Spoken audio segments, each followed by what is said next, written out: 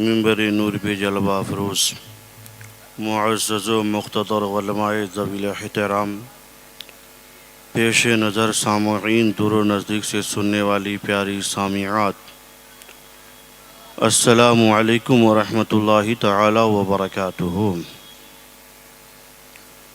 الحمد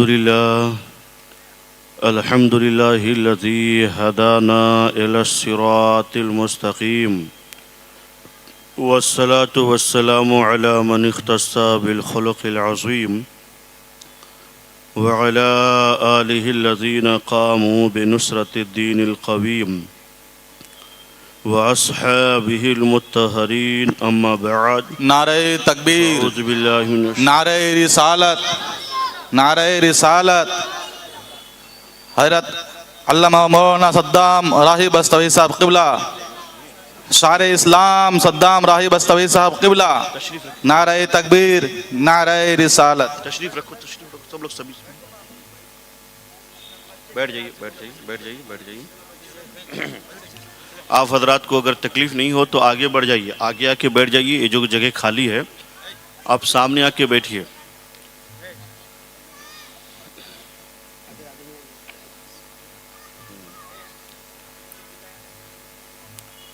فاعوذ باللہ من الشیطان الرجیم، بسم اللہ الرحمن الرحیم۔ یرفع اللہ الذین آمنوا منکم والذین اوتوا العلم درجات۔ آمنت باللہ صدق اللہ العلی العظیم، بلغنا رسولہ النبی الامین الکریم، وعلی ذلک لمن الشاہدین والشاکرین، والحمد للہ رب العالمین۔ قادری یمنا علی یا غوث اعظم می زنم دمد شیخ احمد رضا خان قطب عالم می زنم، غوث اعظم بمن بے سرو ساما مدد قبلہ دین، مدد کعب ایما مدد الہی قادری کر، قادری رق، قادریوں میں اٹھا، قدری عبد القادر قدرت نما کے واسطے کر عطا احمد رضا احمد مرسل ہمیں، میرے آقا، میرے ماوا، میرے ملجا، میرے مولا حضرت احمد رضا کے واسطے۔ سبھی حضرات خلوص و محبت کے ساتھ سرکار ابد قرار مدینے کے تاجدار، دو عالم کے مالک و مختار، ہم غریبوں کے غم گزار، روحی فدا جناب محمد رسول اللہ صلی اللہ تعالی علیہ وسلم کی بارگاہ میں درود شریف کا نذرانہ پیش کریں۔ پر یہ بابا سے بلند اللہم صلی علی سیدنا و مولانا محمد معدن الجود والکرم وآلہ الکرام وابنہ الکریم مبارک وسلم، صلاۃ و سلام علیکہ یا رسول اللہ صلی اللہ تعالی علیہ وسلم۔ جو لوگ ایسے ہی درود پاک پڑھتے ہیں، میرے آقا فرماتے ہیں کہ فرشتے اس کے درود کو میری بارگاہ تک لا کر پہنچا دیتے ہیں۔ لیکن جب محبت والوں کی باری آتی ہے، جو شخص محبت کے ساتھ درود پڑھتا ہے، آقا کریم صلی اللہ تعالی علیہ وسلم فرماتے ہیں، اسمعوا صلاۃ اہل محبتی اعرفہ واعرف ابویہ۔ جو آدمی محبت کے ساتھ درود پڑھتا ہے، اس کے درود کو میں اپنے کان سے سنا کرتا ہوں اور اسے پہچانتا ہوں، اس کے ماں باپ کو بھی پہچانتا ہوں۔ کتنا خوش نصیب ہے وہ بندہ، وہ مومن، وہ امتی جو درود شریف پڑھ رہا ہے تاجدار مدینہ کانفرنس کے احاطے میں، غیبن شاہ درگاہ کے احاطے میں، اور وہیں سے مدینے کے مصطفیٰ صلی اللہ علیہ وسلم آپ کو ملاحظہ فرما رہے ہیں اور آپ کو بھی پہچان رہے ہیں، اور جو خوش نصیب درود پڑھ رہا ہے ان کے ماں باپ کو بھی پہچان رہے ہیں۔ تو آپ بہت خوش نصیب ہیں جو نبی کی بارگاہ سے اپنی معرفت حاصل کر رہے ہیں۔ اس لیے کثرت سے نبی پاک پر درود پاک پڑھتے رہنا چاہیے، بہت فضیلت ہے درود پاک کی۔ آئیے میں ایک چھوٹی سی گفتگو کرنے جا رہا ہوں، پہلے قرآن کا ترجمہ سماعت کیجئے۔ یرفع اللہ الذین آمنوا والذین اوتوا، یرفع اللہ الذین آمنوا منکم والذین اوتوا العلم درجات۔ اللہ تعالیٰ تم میں علم والوں کو درجوں بلندی عطا فرمائے گا۔ حدیث پاک میں ہے، اللہ کے نبی فرماتے ہیں، ان اللہ یزور بہذا الکتاب اقواما ویدعو بہ آخرین۔ اللہ تعالیٰ قرآن مجید کے ذریعے سے بہت سی قوم کو عزتیں عطا فرمائے گا اور بہت سے لوگ قرآن مجید کے ترک کرنے کی وجہ سے ذلیل و رسوا ہو جائے گا۔ حضرات گرامی، یہیں سے پتہ یہ چلتا ہے کہ اگر آدمی کو بلندی چاہیے، آدمی کو سرفرازی چاہیے، تو وہ اپنے بچوں کو دینی تعلیم حاصل کروائے، اپنے بچوں کو علم دین سے، ان کے علم دین کے زیور سے آراستہ اور پیراستہ کرے۔ حضرات گرامی، اللہ کے نبی صلی اللہ علیہ وسلم فرماتے ہیں، ان ابی امامۃ الباہلی قال ذکر لرسول اللہ صلی اللہ تعالی علیہ وسلم رجلان احدهما عابد واما الاخر عالم فقال النبی صلی اللہ تعالی علیہ وسلم فضل العالم علی العابد كفضلی علی ادناکم ثم قال رسول اللہ صلی اللہ تعالی علیہ وسلم ان اللہ وملائکتہ واہل السماوات والارض لیصلون علی معلم الناس الخیر۔ زور سے بولیے سبحان اللہ۔ حضرت سبحان اللہ رضی اللہ تعالی عنہ کہتے ہیں، نبی کریم صلی اللہ تعالی علیہ وسلم کے سامنے میں دو آدمی کا ذکر ہوا۔ کتنے آدمی کا ذکر ہوا؟ دو آدمی کا ذکر ہوا۔ ان میں سے پہلا عابد ہے، عابد، اور دوسرا عالم ہے۔ عابد اسے کہا جاتا ہے جو سجدوں پر سجدہ کرے، اسے عابد کہا جاتا ہے۔ جو روزے پر روزہ رکھے، اسے عابد کہا جاتا ہے۔ جو قرآن کی تلاوت کرتا رہے، اسے عابد کہا کرتے ہیں۔ جو آدمی نفلی عبادات ہمیشہ کرتے رہے، اسے عابد کہا جاتا ہے۔ شب و روز جو آدمی شب زندہ داری میں گزار دے، راتوں میں جاگ کر کے رب کی عبادت کرے، نفلی نمازیں پڑھے، تسبیحات پڑھتا رہے، اسے عابد کہا جاتا ہے۔ اور جو یہ بتائے کہ عبادت کس طرح کی جاتی ہے، پاکی کیسے حاصل کی جاتی ہے، ناپاکی کیسے دور کی جاتی ہے، کون سی نماز کب پڑھنی چاہیے، کون سی نماز نہیں پڑھنی چاہیے، کیسے وضو ہوتا ہے اور کیسے وضو نہیں ہوتا ہے، حج کس کے اوپر فرض ہے، حج کس کے اوپر نہیں فرض ہے، زکوٰۃ کس کے اوپر فرض ہے، کتنا فرض ہے، یہ جو بتاتا ہے اسے عالم کہتے ہیں۔ میرے آقا فرماتے ہیں فضل العالم علی العابد کفضلی علی ادناکم، عالم کی فضیلت ایسے ہی ہے تم سب کے اوپر جیسے عالم کی فضیلت عابد کے اوپر ایسے ہی ہے جیسے میری فضیلت تم سب کے اوپر ہے۔ حضرات سمجھ رہے ہیں آپ؟ میرے آقا فرماتے ہیں کہ عابد کے اوپر عالم کی فوقیت، عالم کی عزت، عالم کا مرتبہ ایسا ہی ہے جیسے میری فضیلت تم سب کے اوپر ہے۔ پھر آقا کائنات صلی اللہ علیہ وسلم فرماتے ہیں بے شک اللہ تعالی اور اس کے فرشتے، آسمان والے اور زمین والے، حتی النملۃ فی جحورہا وحتی الحوتہ، یعنی آسمان اور زمین کی ساری چیزیں، یہاں تک کہ مچھلیاں پانی کے اندر اور چوٹیاں اپنے بلوں میں رہ کر کے معلم ناس بالخیر کے لیے دعائیں مغفرت کرتی رہتی ہے، اللہ کی رحمتیں اس کے اوپر نازل ہوتی رہتی ہے۔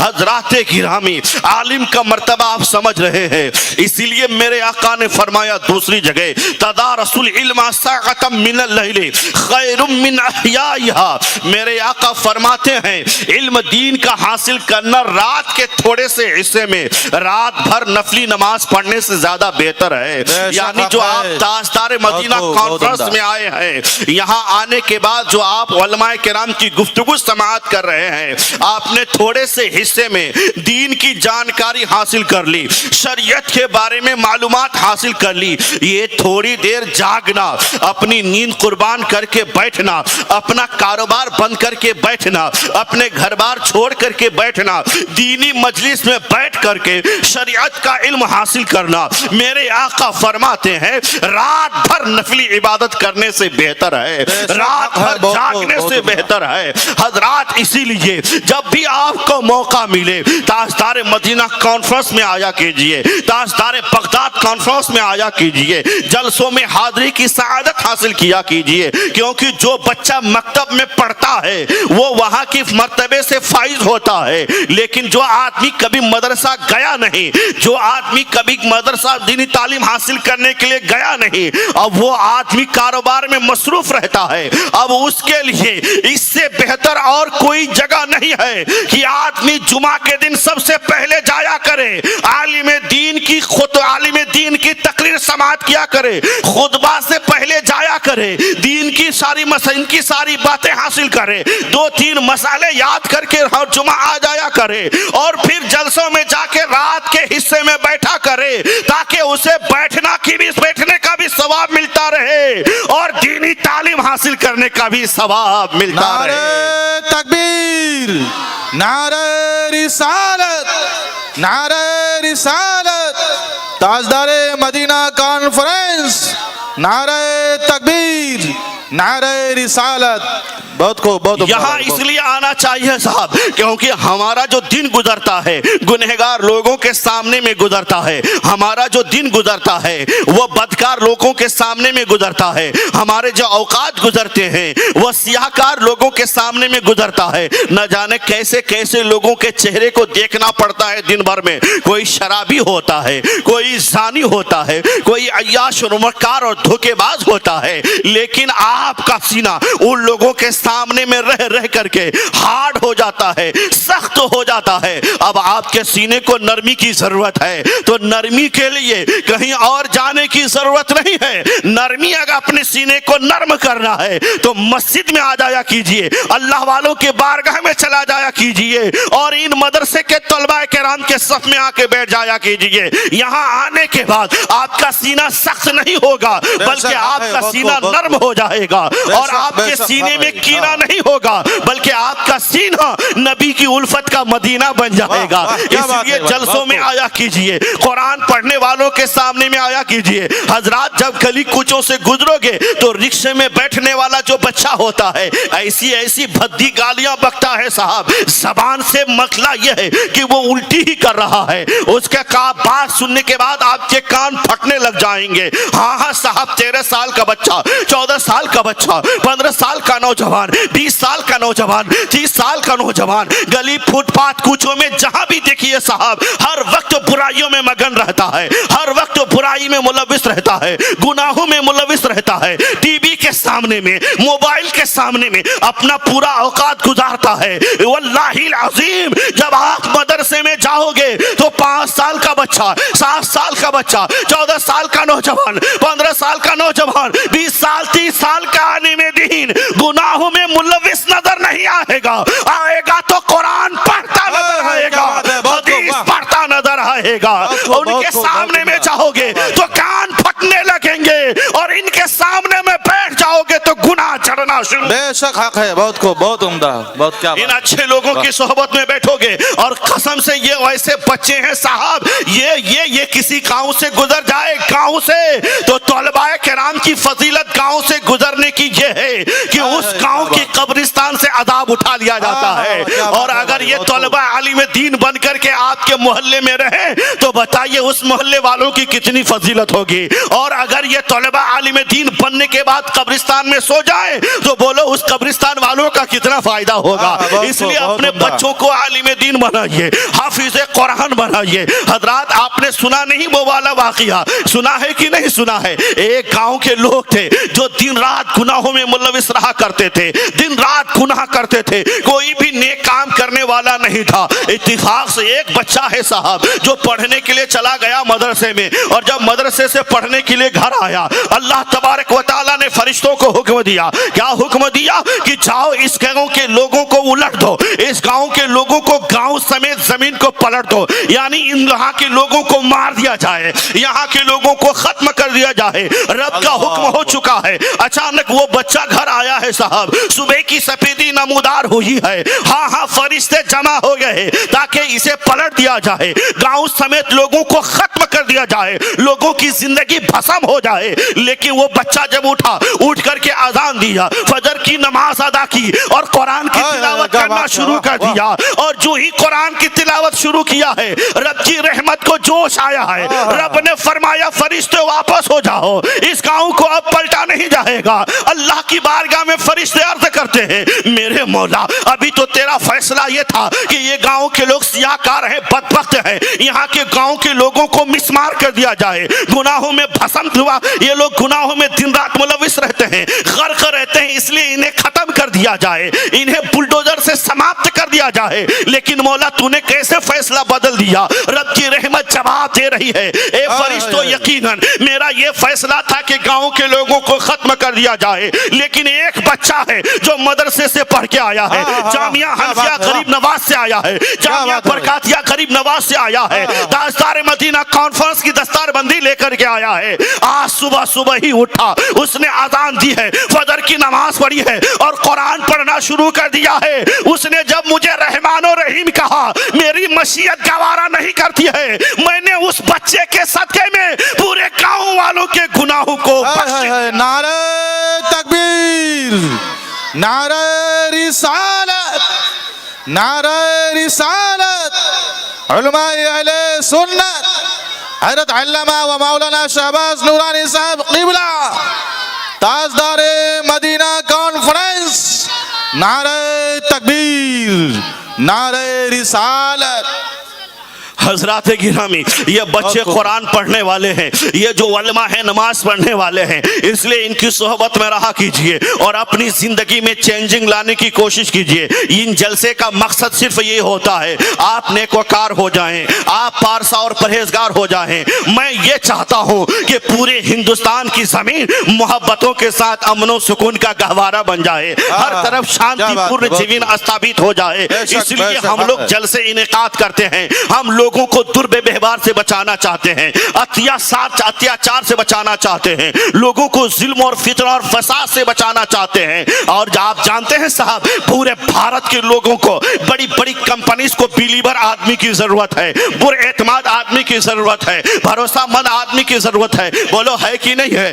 شاپ کیپر آپ کو چاہیے تو بھروسہ مند چاہیے، ایئر ہوسٹس چاہیے تو آپ کو بھروسہ مند چاہیے۔ بھائی آپ کو اگر کوئی بھی آدمی چاہیے کہ نہیں چاہیے؟ کوئی دکان چلانے کے لیے معتبر آدمی چاہیے، آپ کو گاڑی میں سفر کرنے کے لیے ایک اچھے آدمی کی ضرورت ہے، لیکن اچھا آدمی ملے گا کہاں؟ گاڑی چلانے والے اکثر ڈرائیور ڈرنکنگ کرتے ہیں۔ حضرات آپ کے دکان میں رہنے والا اکثر ڈرنکنگ کر رہا ہے، کوئی اگر ایئر ہوسٹس ہے تو گناہوں میں ملوث ہے، کوئی اپنے پیے کی زندگی کو مسمار کر رہا ہے، ان کے پیے کو اپنے رکھوالی بنا کر کے، گھر والی بنا کر کے، رکھیل بنا کر کے اس کی زندگی کو مسمار کر رہا ہے۔ اچھا آدمی کہاں ملے گا؟ آپ کہو گے نورانی صاحب یونیورسٹیز میں ملے گا، آپ کہو گے اسکولز میں ملے گا، آپ کہو گے کانوینٹس میں ملے گا۔ میں کہنا چاہتا ہوں، بتاؤ کانوینٹ سے پڑھنے والا، اسکول سے پڑھنے والا، کالج سے پڑھنے والا، یہ کون ہے جو یوریا گھوٹالہ میں پکڑا گیا، چارہ گھوٹالہ میں پکڑا گیا؟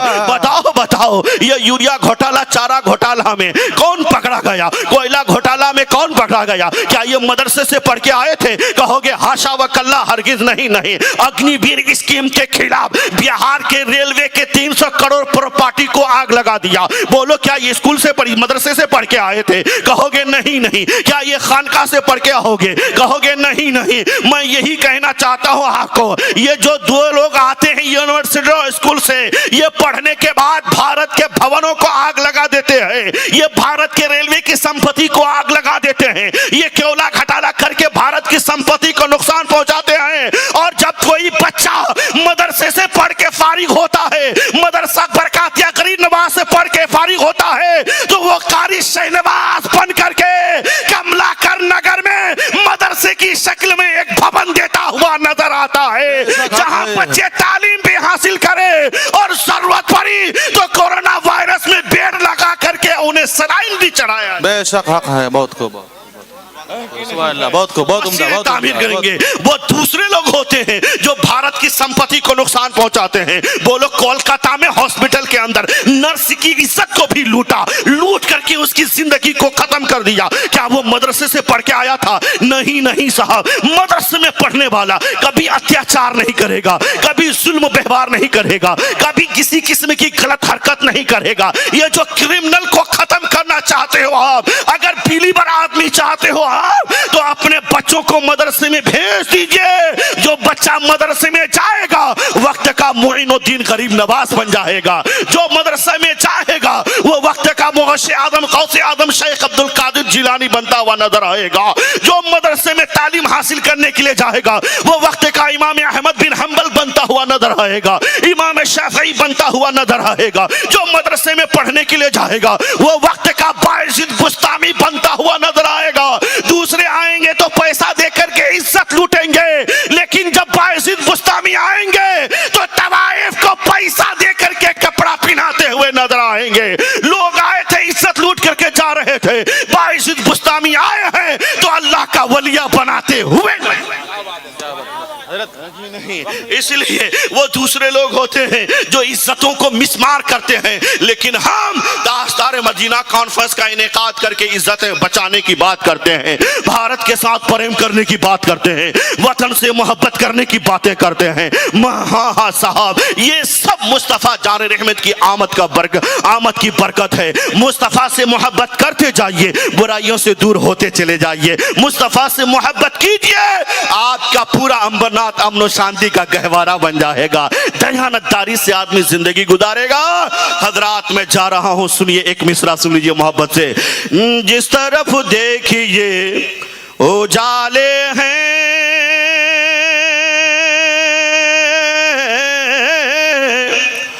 ان کی آمد کے بولے بالے ہیں۔ بولیے لا کے بولیے۔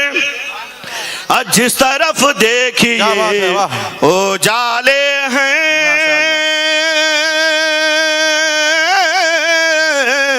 ان کی عظمت کے بولے بالے ہیں۔